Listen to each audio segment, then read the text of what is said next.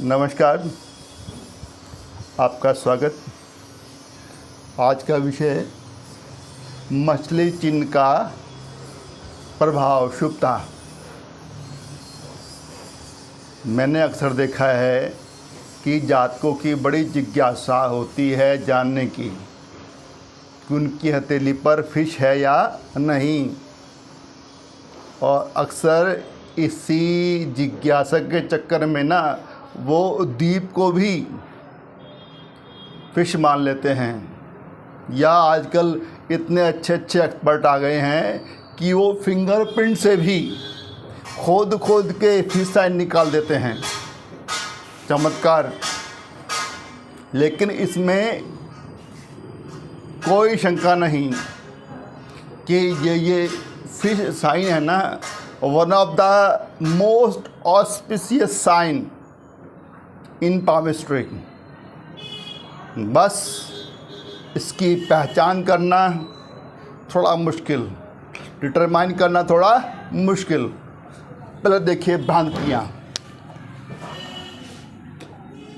एक रेखा ऐसे आई, एक रेखा ऐसे आई, ये फिश नहीं है, ये आइलैंड द्वीप है।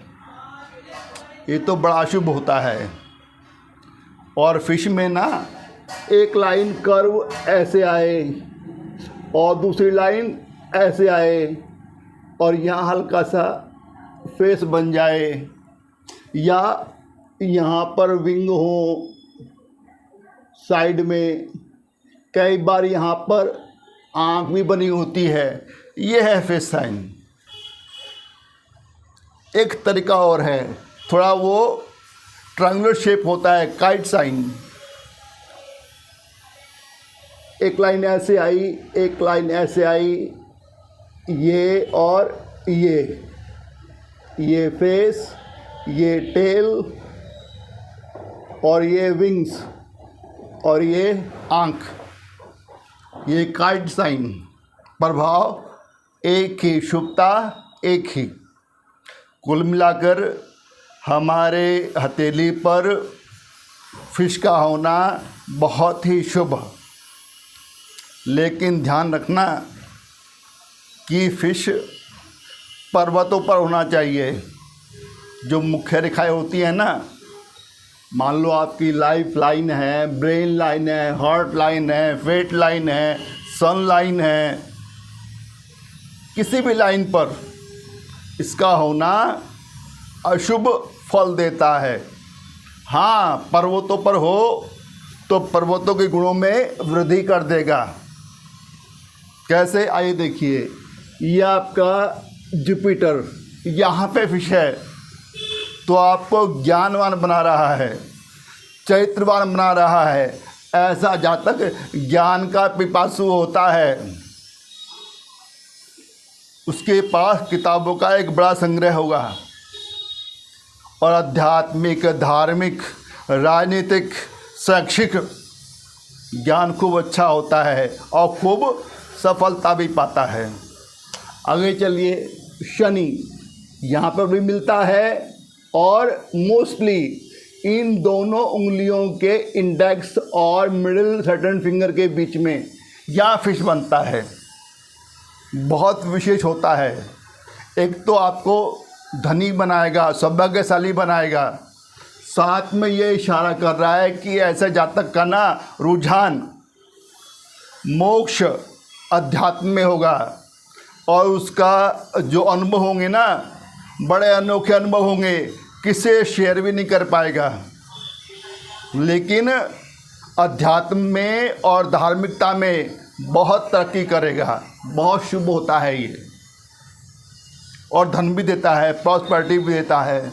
अब आइए ये अपोलो पर फिश बहुत ही शुभ मानी जाती है, खासकर 3 जगह, अपोलो, डिफेंसिव मार्स और हमारा ये नेपच्यून, केतु। और ये वाला हिस्सा यहाँ भी फिश हो,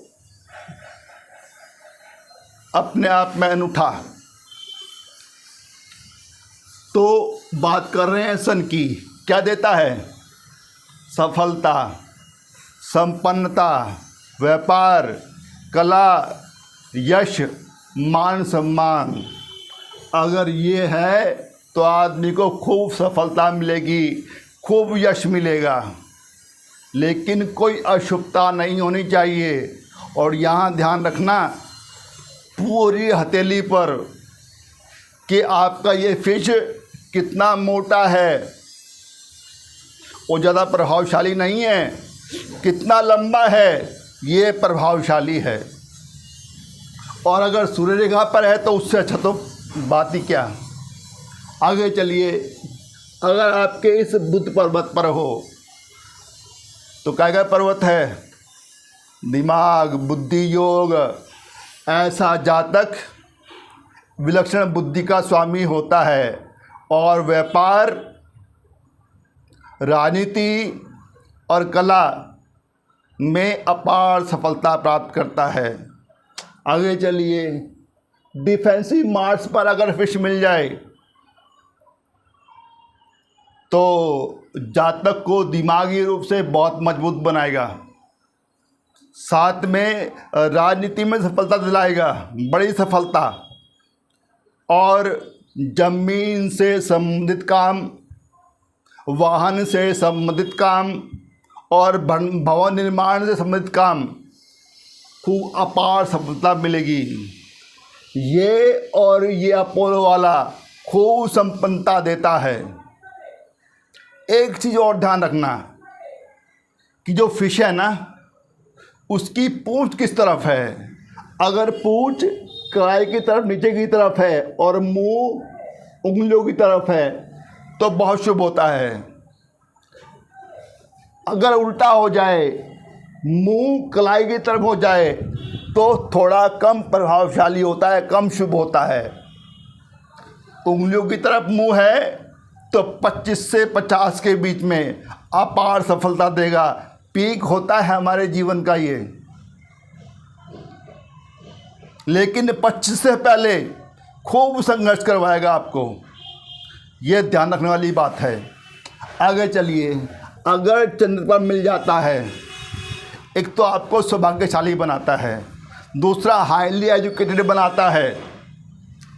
ये ऐसे भी हो सकता है ना, स्ट्रेट, और इसका जो फेस है वो उंगलियों की तरफ हो तो बात ही निराली।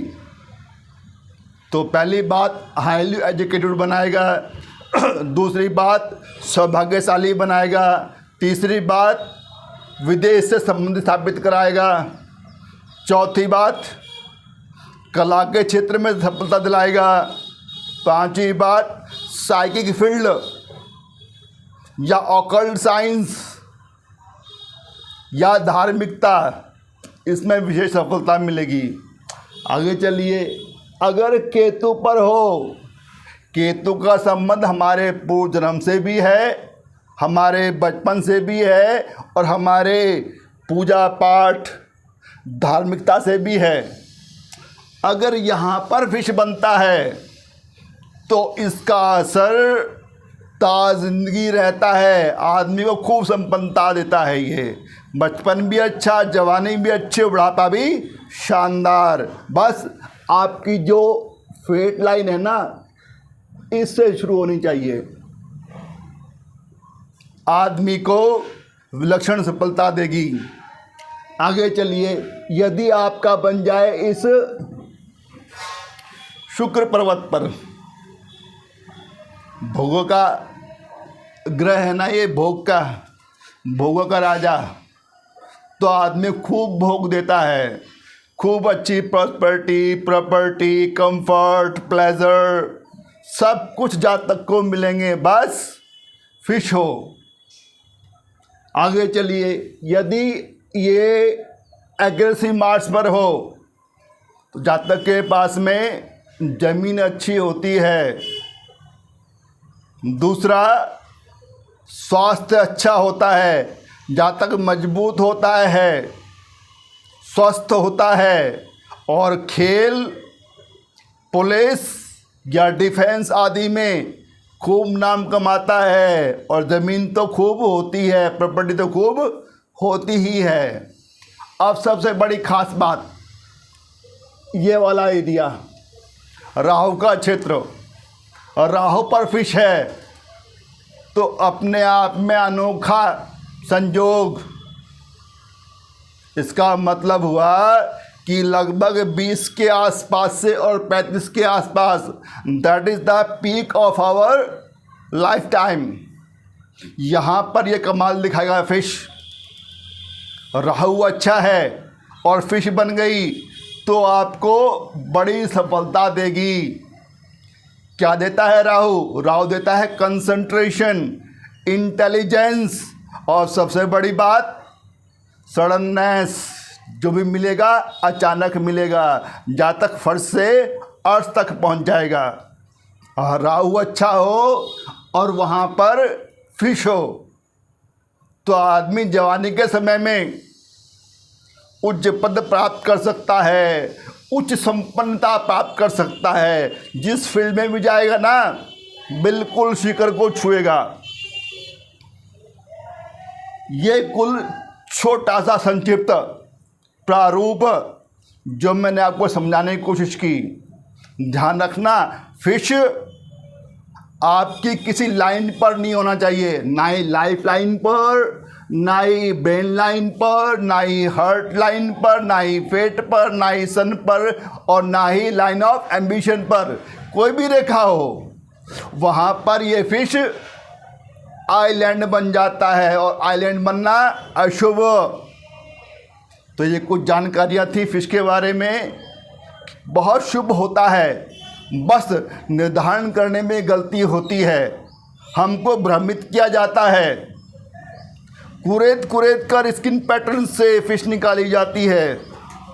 और पक्की बात है, हम सबके हाथ पर फिश होती है। अगर थोड़ी बहुत भी संपन्नता है तो अपोलो पर फिश होगी। जरूरी नहीं है बहुत बड़ी हो, शायद स्किन पैटर्न पर ही हो। इसका मतलब ये नहीं कि स्किन पैटर्न वाली आपको अरबपति बनाएगी, करोड़पति बनाएगी ना, बस काम चलाएगी, एवरेज संपन्नता देगी। उसका होना ना होना बराबर, इतना तो आदमी को प्राप्त हो ही जाता है। फिर भी अगर बिल्कुल साफ स्पष्ट दिखाई दे रही है तो इशारा कर रही है कि जातक बहुत ही सौभाग्यशाली है। तो ये कुछ तथ्य थे फिश साइन के बारे में। आशा करता हूँ आपका ज्ञान अर्जन जरूर करेंगे।